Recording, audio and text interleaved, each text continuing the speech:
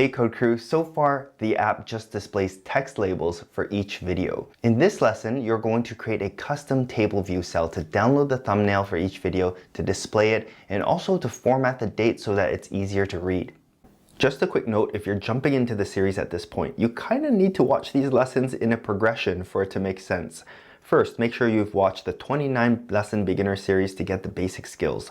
Then make sure you're watching this YouTube app one day build lessons in order. Links to both of these playlists will be in the description. So right now we have a prototype cell, and while we can add UI elements into this prototype cell to customize it, it's really hard to add any sort of code or logic to the table view cell itself. So that's why we need to create our custom subclass of UITableViewCell. And we're still going to be able to customize it using Interface Builder. I'll show you how you can tell Interface Builder that this prototype cell is actually an instance of our custom subclass that we're going to create. That way you get the benefit of both. You get to be able to add code and logic to your cell, and you'll be able to customize how it looks from Interface Builder. All right, so let's go ahead and go into our file navigator, hold down Control, and let's add a new file. This one's going to be a CodeTouch class because we're going to be subclassing one of those classes here. So subclass UITableViewCell. And up here, we're going to call it, you can call it Video Table View Cell. And language is Swift. We're going to hit next, and we're just going to create it right there. Now, we have a whole bunch of files. I should have done this from the start, but I think it's best now if we start creating some groups, or in other words, folders, just to organize these files a little bit. So let's go ahead and choose new group. We'll say this is view controllers. We'll create another one up here, and let's say these ones are views. We're going to create another one for models, and another one for storyboards, and then lastly, let's have a group for just anything else like helpers, utility classes, and so on and so forth. So we're gonna move the two storyboard ones into there. We're gonna move our view controller into there. Let's put the app delegate and the scene delegate at the top. These all represent, data objects or data items. So we're going to put them into our models. This is a view, this custom video cell, and constants. These constants files I would say are helpers. Now you can rearrange the groups if you'd like, but already this is looking a lot better. All right, so let's take a look at our video table view cell. From here, these are just, it's boilerplate code for the UI table view cell. What we're going to do is configure that this prototype cell is actually an instance of that class. So the way we do that is you can select video cell here, and then go into the identity inspector and just change the custom class and say that this is an instance of video table view cell. And so what happens now is if you hold down Option, and if you click on video table view cell, you're going to see that on the right hand side here. Up here, we are going to connect all of the elements that we're going to add into our cell. So we're going to have a UI image view element for the thumbnail. We're going to have a label for the title and a label for the date. And then we're going to connect those as IB outlet properties to this class. And then that way we can use the code to set up those elements to download the image and set that image view and so on. So let me close this for a second, and first let's use Interface Builder and customize this UI.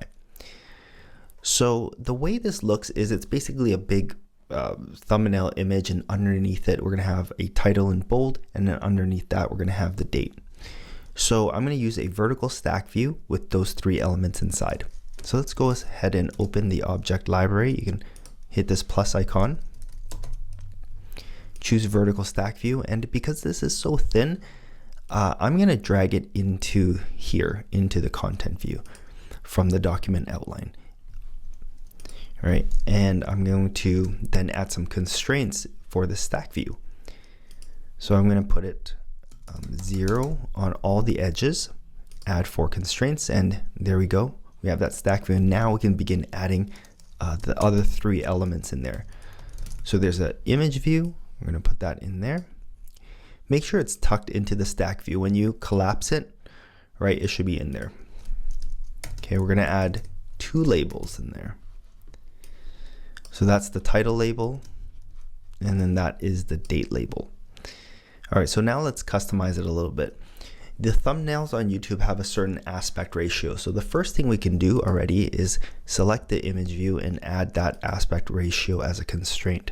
So check aspect ratio. We're going to add that constraint, and then we're going to modify it.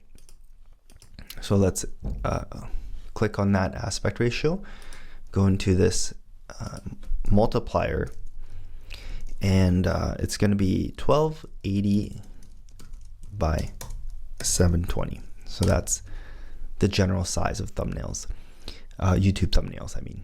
All right, so this is the title label. So we're going to actually change this into a sort of bold font. So instead of the style regular, let's change it to bold. Hit done. And we're also going to add some space between these elements. So hit stack view and let's add a spacing of 10 between each of the elements. And before I forget, one thing that we should probably do as well is to set the number of lines for the title to be 0, and that's going to allow the text to wrap to a second line or third if need be. If you have a number of lines set, then it's not going to exceed that number, and instead it's going to truncate it with 3 dots. But if you specify 0, it's just going to wrap.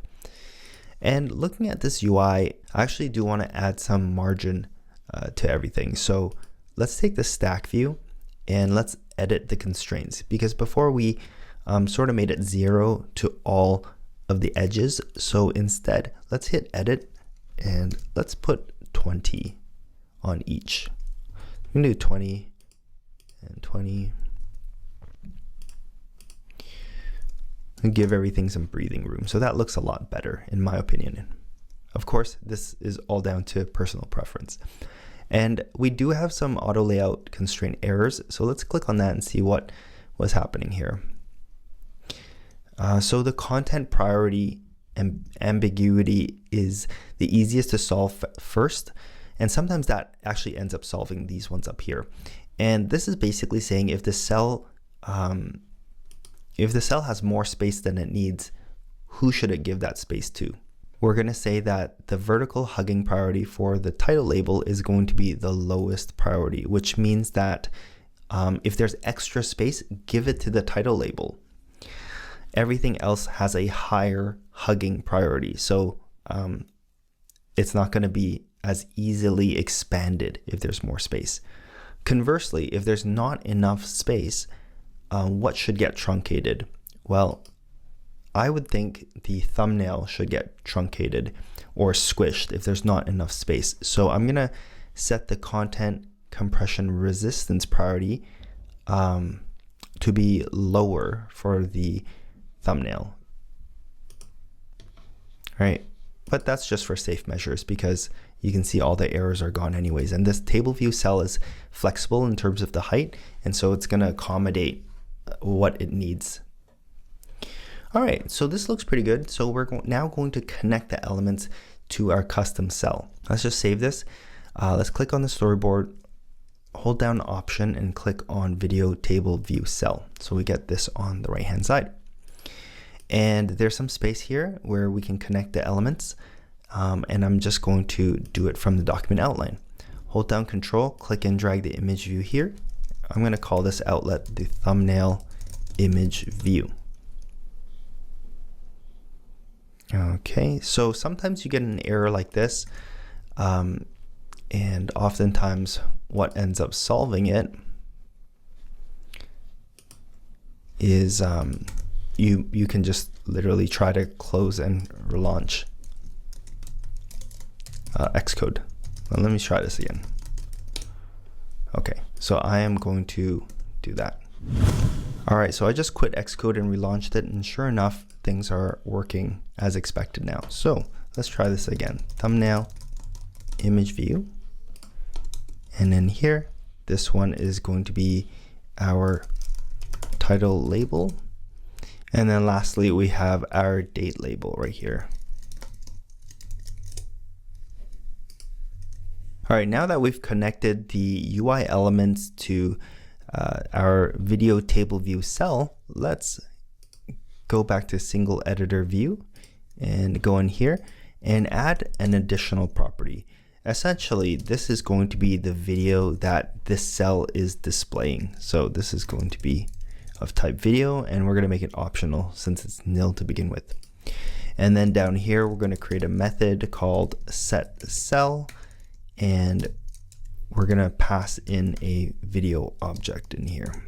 All right, so the view controller, when it gets an instance of this cell, is going to pass in the video object that it wants this cell to display. And then from here, we can, capture that video first of all, set the video that's passed in as the video that is assigned to this property here. So self.video equals v. And then we're also going to set the title and date label.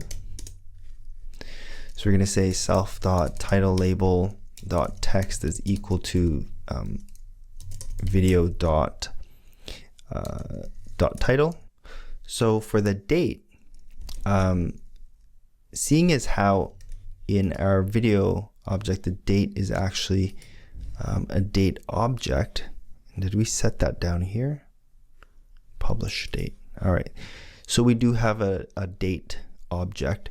We're going to format it into a string in the format that we want. So the way we set the format for the date is we use a date formatter. So let's call it df, and we're going to create a new date formatter object, and we're going to specify the date format to be a string.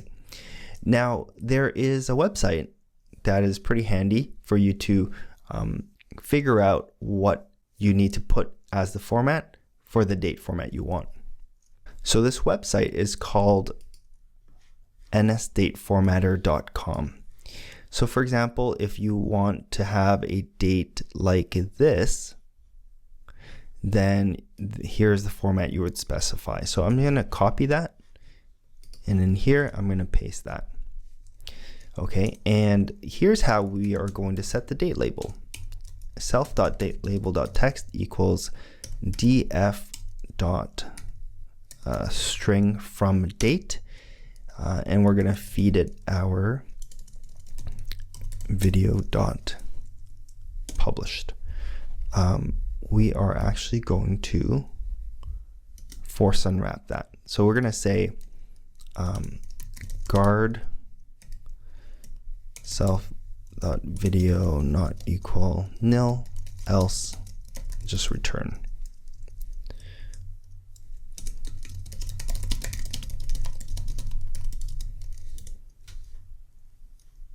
Okay, so this would be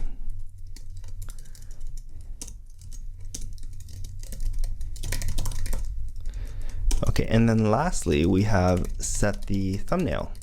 And for the thumbnail, we actually have to download the image. We do have the URL in this thumbnail, this thumbnail property right here.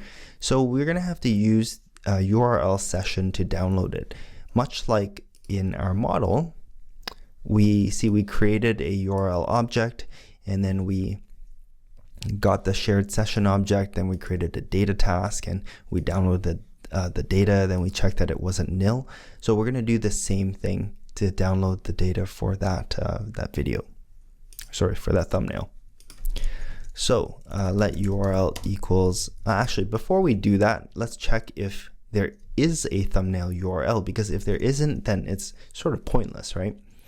So let's guard self.video .thumbnail not equal nil, else, else return.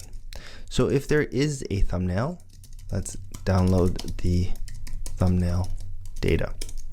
So let URL equals URL object, and we're going to use this one right here, self.video.thumbnail, and and then we are going to get the shared URL session object. So let session equals URL session shared, and then we are going to create a data task. So here we're going to say let data task equals session dot data task with URL with the completion handler. So we're going to pass in this URL here, and I'm going to force unwrap it. And then inside here, I'm going to open up this closure to write a block of code that handles the response after it's downloaded the data. So we have the data parameter, we have response, and we have error. And we're going to check if error is nil and data is not nil, meaning there is no error and there is data. Then we are going to create the image object, and we're going to set the image view. Oh, and one thing we should actually check is check that the downloaded URL matches the video thumbnail URL that this cell is currently set to display. And what I mean by this is that these cells, they get reused by the table view. So when you scroll the cell out of view, it gets recycled and reused.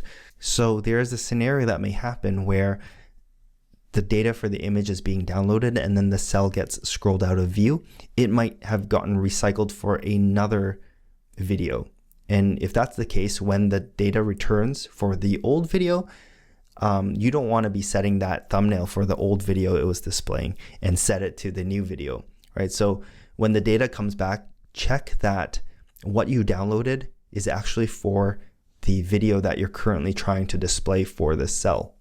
The way we can do that is just check if the URL dot absolute string is not equal to self.video.thumbnail, then video cell has been recycled for another video and no longer matches the thumbnail that was downloaded. So we're just going to return, not do anything with that data. Okay, so if it passes that, then we are going to create the image object. So let image equals UIImage with data, and we're going to pass in the data that was downloaded. So we're going to do that, and then we're going to set the image view. So remember, modifying the user interface, we want to throw that back to the main thread because this downloading over the network is done in the background thread.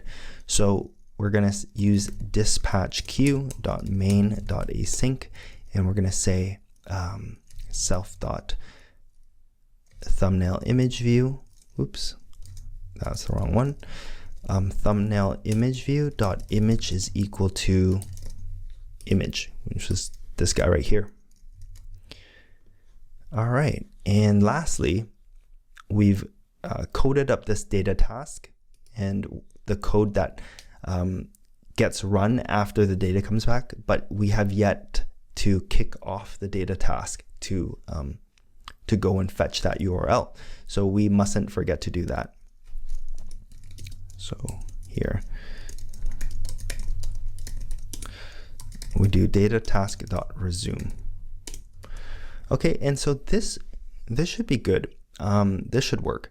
And what we're going to do after this is to do an image cache, so we don't re-download the same thumbnail images over and over.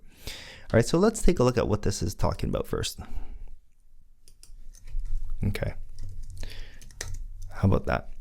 Because it's basically saying that this thumbnail property is not an optional. It's actually, you know, by default it's an empty string. So instead, I'll compare it to empty string, making sure that it's not empty. Okay, so now we've finished off our thumbnail. It sets the title, it sets the date, and it downloads the thumbnail. We need to get the view controller to start using this. So what we've done here in the storyboard is we've already told Interface Builder that this prototype cell is an instance of our custom subclass, right?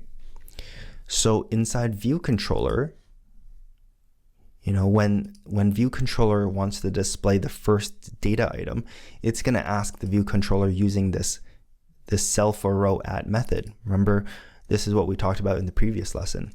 And we're going to try to grab that prototype cell using this video cell ID. But because that prototype cell is no longer the default UI table view cell, it's actually our custom video table view cell. When this method gets called and you're trying to grab that prototype cell with this ID, what you're getting back is actually an instance of video table view cell.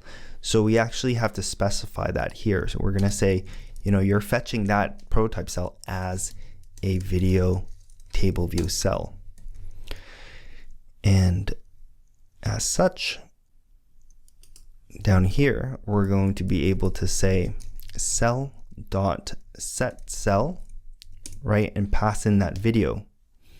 Now, where are we going to get this video? Well, right here, this line of code was from, we wrote before to grab the title. We're just going to change it slightly. And instead of just grabbing the title, we're going to say let video equals self.videos, and we're going to get rid of that part. So we're basically grabbing the specified video that this row is trying to display. We're putting it into this constant, and then we're going to pass that video into this setCell method. Okay, so I can delete this comment because it no longer makes sense. So now let's try this out. Let's run it and see what we get. So what we should see are the actual video titles, the dates, the video thumbnails, and stuff like that.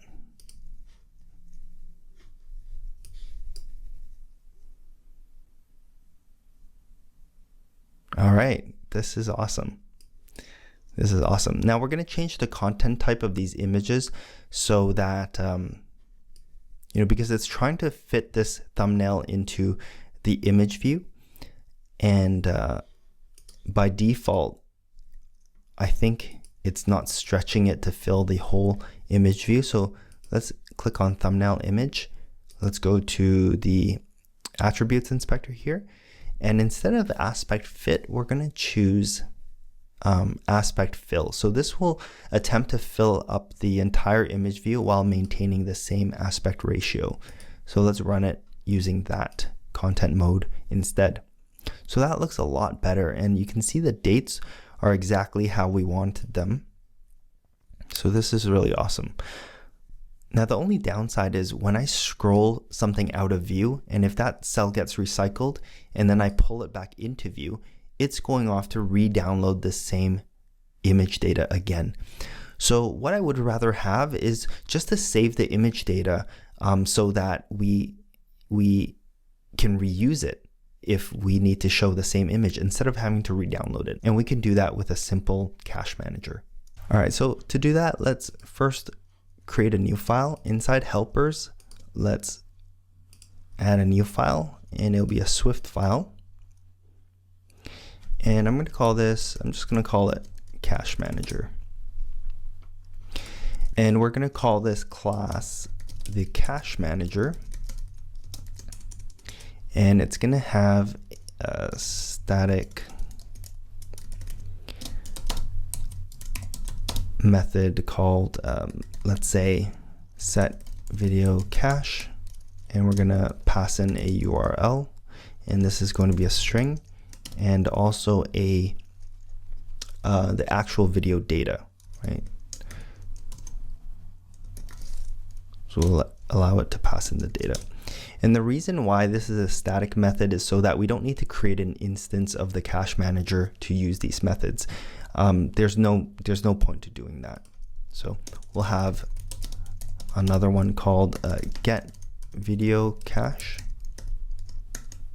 and you pass in the URL, and you get back the data but it could be nil. If that URL doesn't exist in our cache, then we return nil. And to store the cache, we're just going to have a simple dictionary, static var, let's just call this cache dictionary. Let's just name it cache.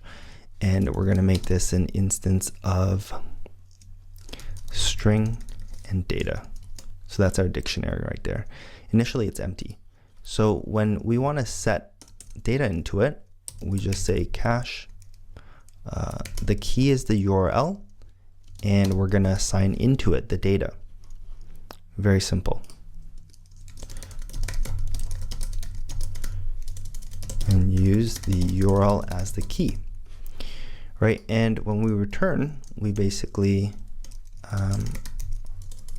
try to get the data for the specified URL. So we just return cache URL. Now, if that URL doesn't exist, it's going to return nil. And if it does exist, then it's going to find the data and return that. So this is all it takes. And inside our UITableViewCell, before we download the data, we just have to check cache before downloading data. So if CacheManager dot get video cache self.video.thumbnail, we can actually assign it if let cached data equals, like that. So essentially, if we are able to find the data for that URL, then it's going to get assigned into this constant cache data, and then we can use that constant in here. If it gets nil back, then it's not going to come into this if statement. So when it comes into here, we know that we actually found the data. So we can set the thumbnail image view. So self.thumbnailImageView.image is equal to UIImage, and we can pass in the cached data. Okay, and then we're just going to hit return because we don't want to run the rest of this code to actually download the image. Okay, but let's say that the image data isn't inside our cache and we get back nil. Then it's going to skip this chunk of code and it's going to come down here and it's going to start downloading the data over the network. So at this point, what we're going to want to do, since we've downloaded the data already, save the data in the cache. So we're going to have CacheManager dot set video cache, for the URL dot absolute string, and here we're going to pass in the data. Actually, let's do that. Let's see. Okay, so we can force and wrap this URL, and this data, I guess we should allow potential nils. So in the cache manager inside here, I'm gonna make this parameter an optional data type just in case that the data is nil, and it should be good. Okay, so I'm gonna build it. That should resolve. Okay, now let's run the project, and I'm scrolling up and down, and all of these images that have been that you see here have been downloaded and cached. So I'm going to set a breakpoint right here. It should never come down here anymore because we don't have to download any more data, right? And when I scroll this, you can see that no data is being downloaded anymore. No image data, that is. All right, so we've finished another chunk of functionality. So I'm going to go ahead and commit this to our repo, and let's take a look at where we are. I'm going to need to go into the desktop. the YouTube one day build folder. That's where my project is. Git status. All right, I'm just going to add everything and add a commit message and say that added custom table view cell,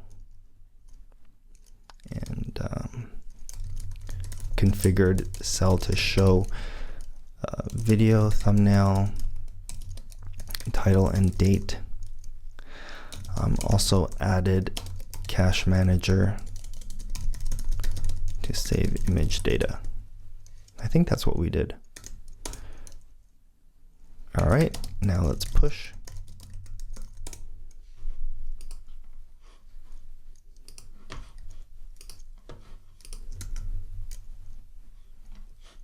All right, cool. All right, so today you created a custom table view cell to display each video in the app. You also learned how to download images and how to format dates. Now, these are very common skills that you'll find yourself using time and time again for all of your future apps. Now I want to turn it over to you.